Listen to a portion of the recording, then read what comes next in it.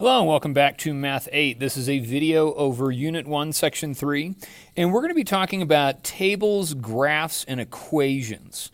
And what we're going to do is we're going to translate tables and graphs and be able to write equations based off of that information.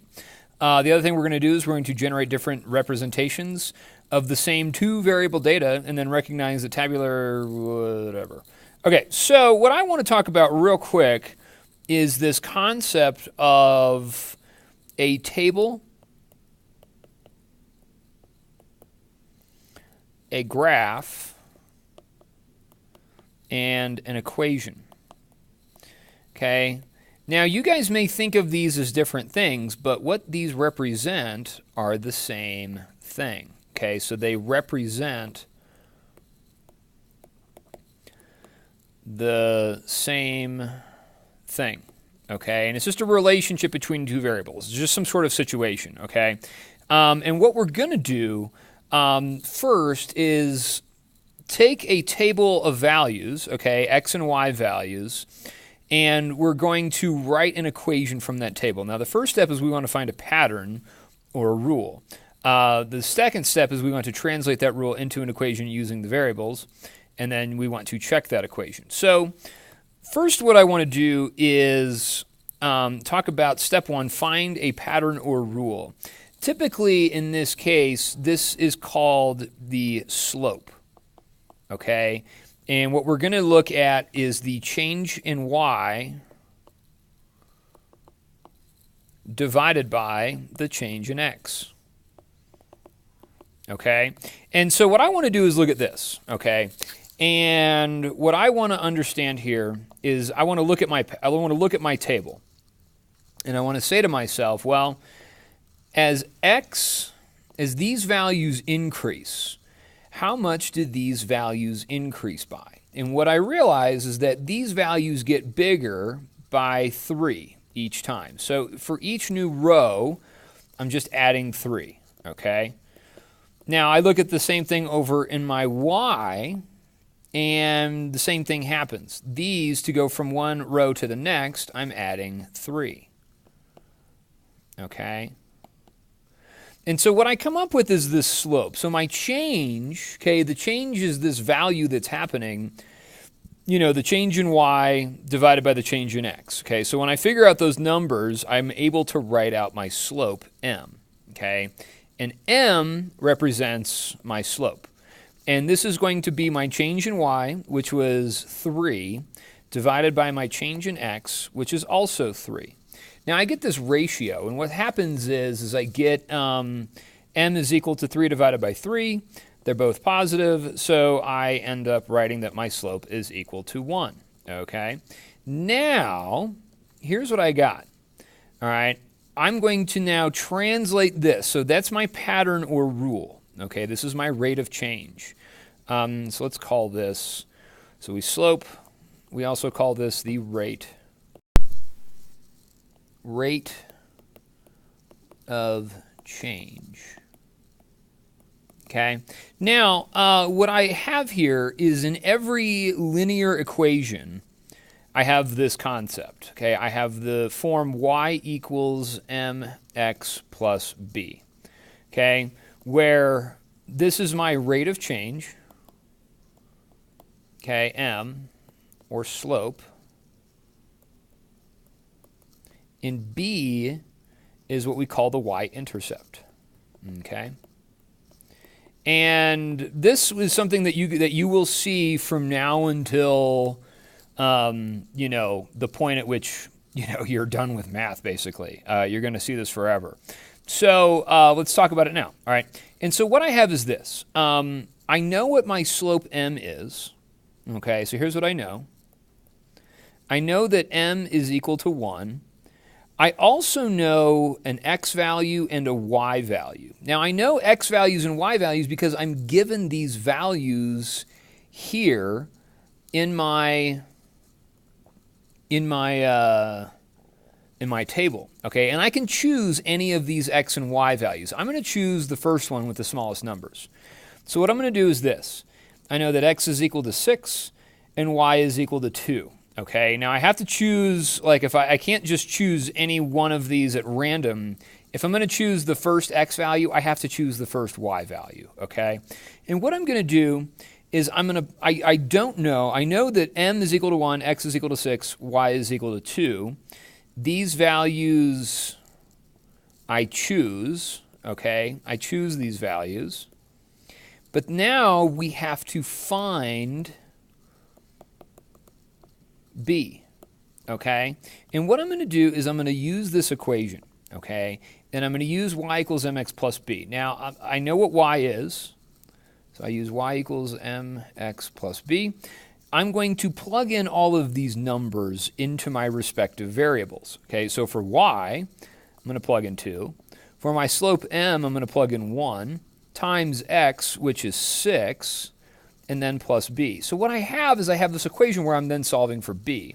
So I've got that 2 is equal to 6 plus b, subtract 6, and I've got that negative 4, 2 minus 6 is negative 4, is equal to b. Okay, and now I have what b is, I have what my m value is, so my equation for this situation is the equation y equals 1x minus 4.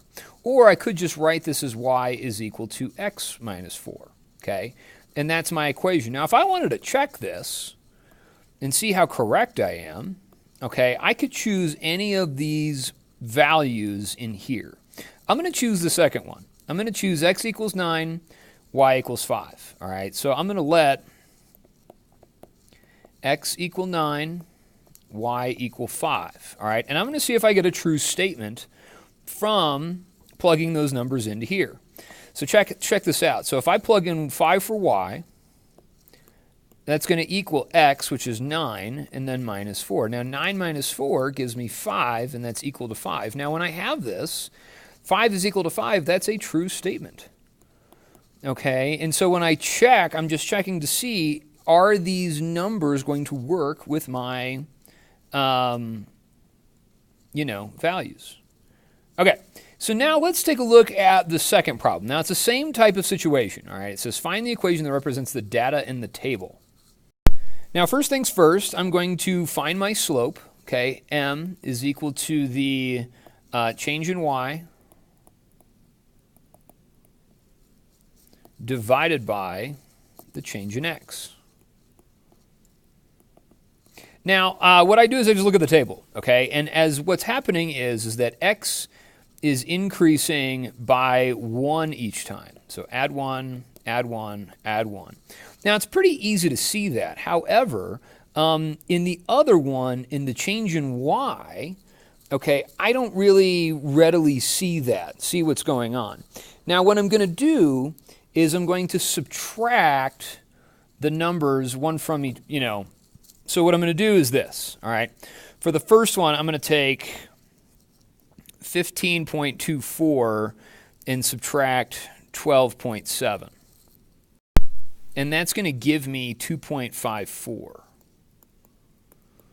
Okay? On the next one, let's just see that we get the same thing. So here to here, we add 2.54. Now in the next table, let's do 17.78 minus 15.24. So 17.78 minus 15.24. And that also gives me 2.54. All right, so to find out, if you can't readily see it, then you just subtract, the top, the bottom from the top one, okay? And we're just going to go ahead and put a plus 2.54 here. That's the pattern. So here's what I've got. My slope in this example is equal to my change in y, which is 2.54, divided by my change in x, which is just 1. So now my slope, m, is just equal to 2.54, all right? So now what I want to do is use my equation, y equals mx plus b, plug my numbers in and see what I got. So here's what I know. Okay, I know that m is equal to 2.54. Now I'm going to use my first point. So I also know that x is 6. I'm sorry, x is 5. And my y value is 12.7. Okay? So I need to find my b value, okay, in this equation. So knowing that, I'm just going to plug those numbers in. So I'm going to do 12.7 is equal to 2.54 times 5 and then plus b. All right, so let's do the math here. 2.54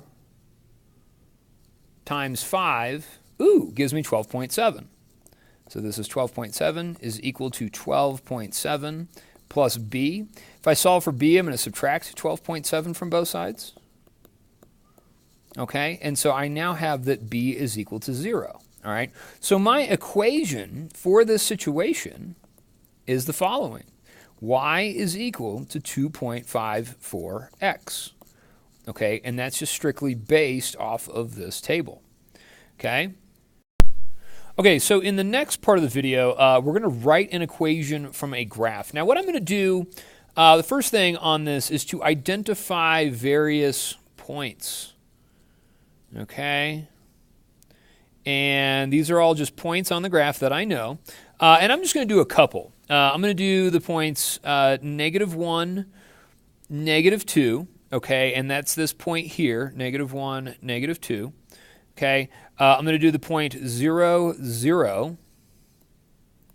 All right, I'm going to do the point 1, 2. And then I'm going to do the point 2, 4. Okay, so this is my graph, okay, and I have a table of values that I can generate from the graph. Remember, a table of values is just points on the graph. So if I can identify these points on a graph, I can fill out the table. Now what I want to do is take a look at, find my slope m, okay? And so let's find the change in x, and all of these values are increasing by 1 each time. All my y values are increasing by 2 each time, okay? So my slope m is going to be the value 2 divided by 1, okay? So my slope is a value of 2, all right? So now what I want to do, I know my slope, okay? So I know my slope. I also know an x value and a y value. Now I'm going to choose 0, 0 because those are the easiest ones to plug in. All right. Now I want to find my b value. Now I'm still going to use y equals mx plus b. Okay. And when I plug that in, my y value is going to be 0. My slope is 2. My x value is 0. And I'm going to solve for b. So 0... okay, is going to equal 2 times 0, which is just 0, plus b. Now 0 plus b is just b, and that's equal to 0. So b is equal to 0 there. So my equation for this situation, using y equals mx plus b, is going to be 2x and then plus 0. I don't need to put the plus 0, so I'm just going to put y equals 2x. Okay, so first of all, we're going to do a couple more problems on the back, but I want you guys to understand that I'm doing the same process in each of these problems, okay? So it's more or less a procedure on how to do this, okay, for these types of problems. All right, so let's go to the next page.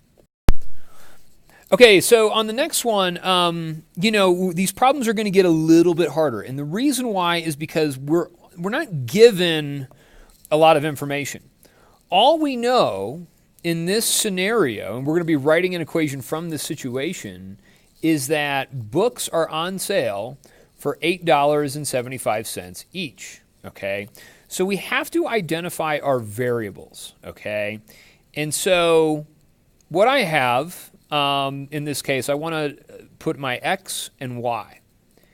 X values are values that we call the independent variable. Okay, and what that means is that we choose x values.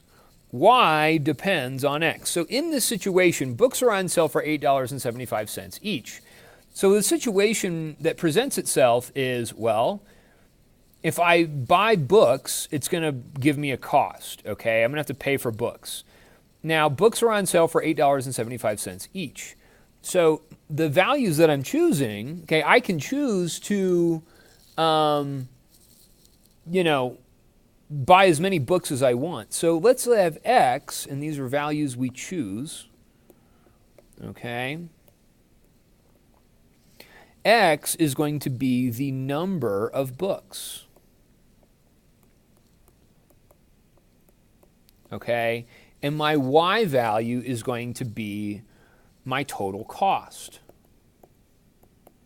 Okay? Depending on the books that I have. So what I'm going to do is I'm going to write a table. Choose X and choose Y. Now here's the cool thing. If I buy 0 books, it's going to cost me $0. If I buy 1 book, it's going to cost me $8.75. Now, if I buy 2 books, all right, and I'm going to put 2 and we'll do 3. What I'm going to do is I'm just going to add $8.75 to itself. So $8.75 plus $8.75 gives me a total of $17.50. Okay. If I add another $8.75, that's going to give me $26.25. All right. So here's what I know. Okay. My X values are increasing by 1. All right. And I know that my Y values are increasing by $8.75. Okay. And I created this. All right. But just so that we have an idea of what we got. So we've got a table here. Okay. And now we're going to write an equation. So my slope, M, remember, is my change in Y, which was 8.75, and my change in X was just 1. All right, so I know that. I know that my slope is equal to 8.75. Okay, so here's what I know. And then I also know an X value and a Y value. Now I'm going to choose my 0 values because those are the easiest. And we want to find B. Okay, we want to find that Y-intercept. So here's what I got. I've got that Y is equal to, mx plus b. All right, that's my equation. So I'm going to plug in 0 for Y. I'm going to plug in 8.75 for M, plug in 0 for X, and then add B. Now 8.75 times 0 is just going to give me 0, 0 plus B. So then I've got that B is equal to 0. Okay, and that's that. Now I have my slope, have my y-intercept, so I got y equals mx plus b. Y is 8.75x, and then plus 0, so we just get y equals 8.75x. Okay, and that's that. Now, let's look at our question, and let's look at what we got. Books are on sale for 8.75 each. I just automatically know that that's a rate of change simply by the way it's written, okay? Every book is going to be $8.75 each. So if I buy more books, I'm just going to take the number of books, multiply it by 8.75, and that's going to give me however much cost it's going to be. Okay, so it's kind of something, some of these are ones you can kind of just do in your head, but there is a way to do it. There is a way to simply just think about the situation, put down, all right, well, how many books could you buy and what would the total cost be? All right, now let's take a look at the next one. Now I'm going to draw a table and a graph from a scenario, okay? And it's the same scenario, all right? And let's have that C is equal to the cost, B is equal to the number of books, okay? And so what I want to do is this. I want to use this equation here, okay? And this equation, C equals 8.75b, is the same thing as y equals 8.75x. Okay, the only difference is that I'm using different variables. Okay, so when you see this, it means the same thing as that. All right, so the number of books we want to generate is 5, 10, 15, 20. And if they cost $8.75 a pop, well, let's figure out what that is, okay? And what I'm going to do is plug these numbers into B of this equation. So let's let C equal 8.75 times 5, okay? So let's see how much it costs for 5 books. So 8.75 times 5, and that's going to give me a cost of $43.75. Okay, so I'm going to put 43.75 here. How much does it cost for 10 books? So 8.75 times 10, and that's just going to give me $87.50. Okay. How much does it cost for 15? So C is equal to 8.75 times 15. Okay, so 8.75 times 15 is going to give me 131.25. Okay, and then let's try plug in 20. So what's my cost when I buy 20 books? And let's take 8.75 times 20, and that's going to give me a cost of $175. Okay, so now, on the dot. All right, so now here's what I got. All right, 0, 0. I already know that's the case. But if I buy 5 books, it's going to cost me about $43. Let me put it right about here, roughly. Okay, if I buy 10 books, $87. If I buy 15 books, it's $131. And if I buy 20 books, it's $175. Okay? So we have this linear relationship that goes like that. Now, I wouldn't necessarily call this a continuous graph, but more of a discrete graph, because you can't buy part of a book, but you have a linear relationship here. All of these graphs form a line. Okay? So that's what I got for this video.